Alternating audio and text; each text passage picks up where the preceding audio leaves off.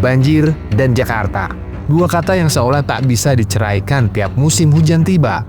Ibu kota rutin terendam. Namun bukan hanya Jakarta yang ketiban apes, Bekasi pun ikut tenggelam. Bahkan lebih parah, air bah setinggi 3 meter melahap permukiman. Puluhan mobil terkurung dalam genangan, dan atap rumah nyaris lenyap ditelan air. Bahkan, pusat perbelanjaan di kota Bekasi tak luput dari terjangan banjir. Jagat maya riuh, video dramatis menyebar, memperlihatkan kepanikan dalam mal yang kebanjiran akibat tanggul jebol. Jeritan terdengar, kepanikan merajalela. Berapa besar kerugian pedagang? Belum ada yang bisa memastikan. Di Depok, situasinya tak kalah muram. 19 titik terendam, sementara Jakarta mencatatkan 114 RT masih berjuang melawan air setinggi 3 meter. Ramadan tahun ini benar-benar basah kuyup. Semoga saja mereka yang terdampak tetap kuat dan dalam lindungannya.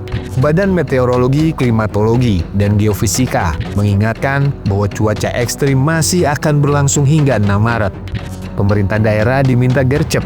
Gubernur Jakarta, Pramono Anung, langsung menginstruksikan modifikasi cuaca. Namun, ia juga menyinggung soal banjir kiriman. Betulkah ini hanya soal air yang datang dari luar? Jika drainase bagus, Pak, sungai lancar tanpa sumbatan, kali juga bersih, no sampah. Rasanya air tak akan mengamuk sedahsyat ini, Pak Gubernur. Banjir yang terjadi di Jakarta sekarang ini boleh dikatakan mayoritas hampir 90% lebih adalah kiriman. Karena curah hujan di Jakarta sendiri cukup rendah, Mas. Jadi curah hujan akan menjadi tinggi, bebannya menjadi banjir kalau di atas 150. Nah, yang di atas 150 termasuk 180 bahkan ada yang 200, itu semuanya terjadi di atas. Tapi kami tidak mau menyalahkan siapapun. Ini menjadi tanggung jawab pemerintah Jakarta untuk mengatasi itu. Di sisi lain, Gubernur Jawa Barat Deddy Mulyadi menilai banjir yang melanda Kabupaten dan Kota Bekasi merupakan akibat dari pembangunan yang tidak terkendali hingga merusak lingkungan. Pertama, rusaknya hulu, kemudian menyempitnya hilir. Jadi ini dua hal itu. Hulu rusak karena peruntukannya berubah dari perkebunan menjadi areal-areal bisnis. Dalam isinya bangunan. Hilirnya juga sama, ada pengembangan perumahan yang sangat luar biasa di Bogor, yang kemudian sungainya mengalami penyempitan dan pendangkalan. Jadi banyak orang yang buang bahan materialnya itu ke sungai. Jadi ini dua-duanya harus dibenahin. Jadi hulunya harus dibongkar, dikembalikan lagi fungsinya. Hilirnya harus dibenahin, harus diperlebar sungainya, harus dikeruk sungainya. Insya Allah selesai itu.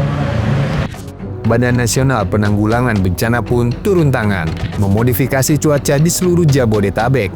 Sementara itu, Wakil Gubernur Bang Dul menyodorkan opsi relokasi ke Rusun Jagakarsa dengan janji fasilitas sekelas Singapura. Benarkah ini, Bang Dul? Melihat situasi makin runyam, Presiden Prabowo tak tinggal diam. Ia memerintahkan BNPB bertindak cepat.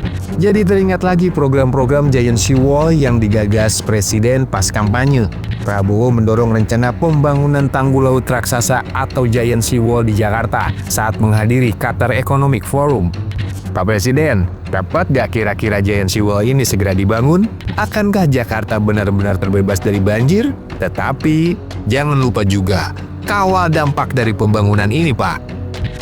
Banjir di Jakarta adalah simfoni yang terus berulang. Urbanisasi cepat, perubahan iklim, hingga tarik ulur kebijakan antara gubernur seolah membuat solusi banjir seringkali tidak berjalan optimal.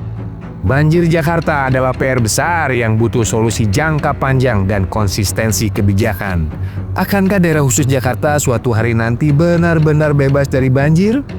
Ataukah Jakarta basah adalah takdir?